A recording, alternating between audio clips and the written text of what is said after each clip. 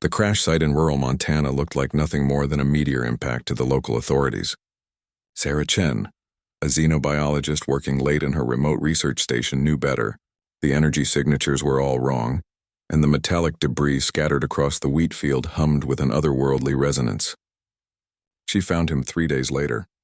The being was roughly humanoid, though his skin held a subtle blue-silver tint that shifted like liquid mercury under different lighting. His breathing was labored, and strange symbols glowed weakly along his temples, a sign Sarah would later learn indicated severe neural trauma among his species. Most striking were his eyes, deep violet filled with an intelligence that seemed ancient despite his youthful appearance. "Please," he whispered in accented English, somehow having learned the language during his days of hiding.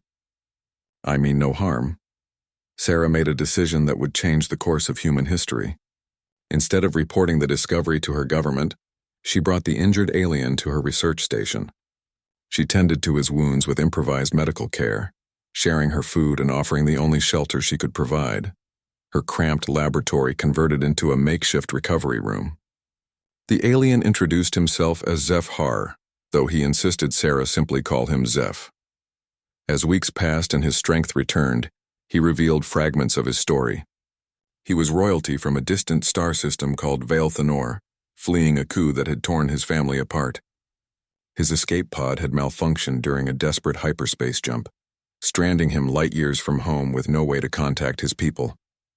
"Your species fascinates me," Zeph admitted one evening as they shared a simple dinner of canned soup and bread. "My people have studied thousands of civilizations, but humans are unique. You show kindness to strangers, even those not of your kind."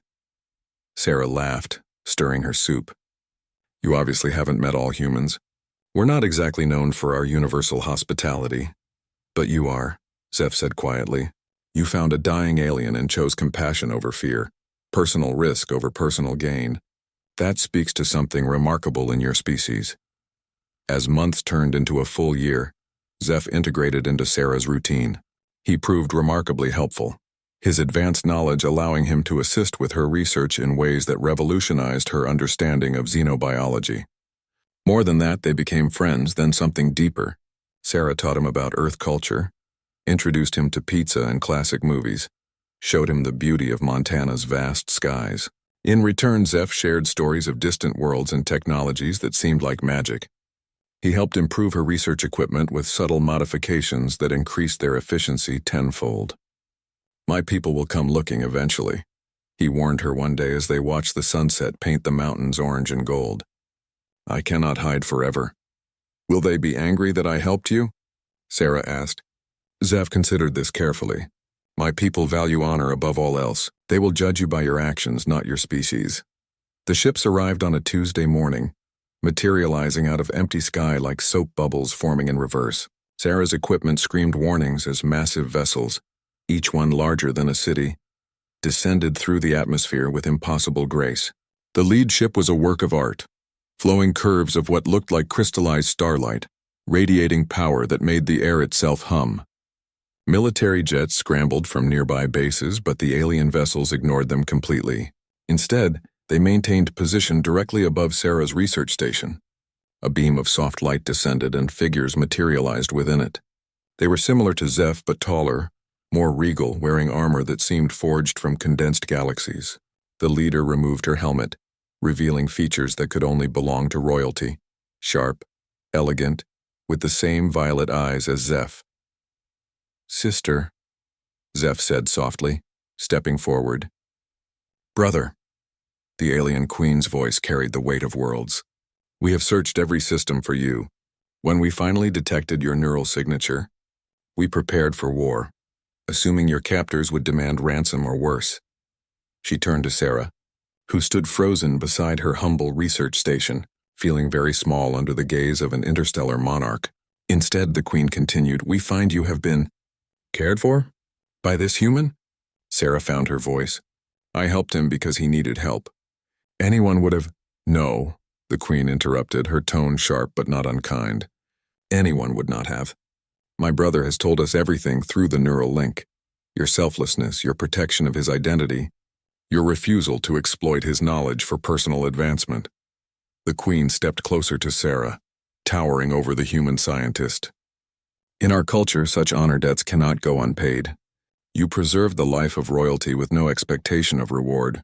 This act demands recognition. Sarah glanced at Zeph, who smiled encouragingly. I really just did what felt right. Precisely, the Queen said. Which is why we offer you this. She gestured and the air shimmered. Suddenly Sarah could see beyond Earth's atmosphere. Massive construction vessels working alongside the alien armada, building something vast and gleaming in orbit. A gift to your species, the Queen explained.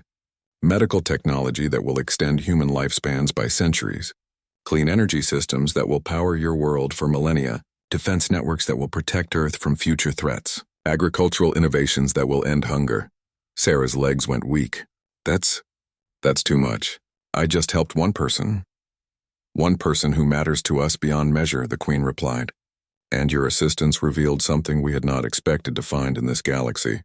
A species worthy of true friendship. The Queen raised her hand, and every ship in the armada powered up simultaneously, filling the sky with gentle light.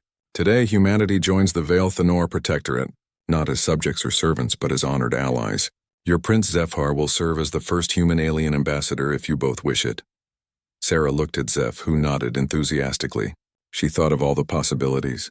The diseases they could cure, the worlds they could explore, the future they could build together. On behalf of humanity, she said, surprised by the steadiness in her own voice, I accept.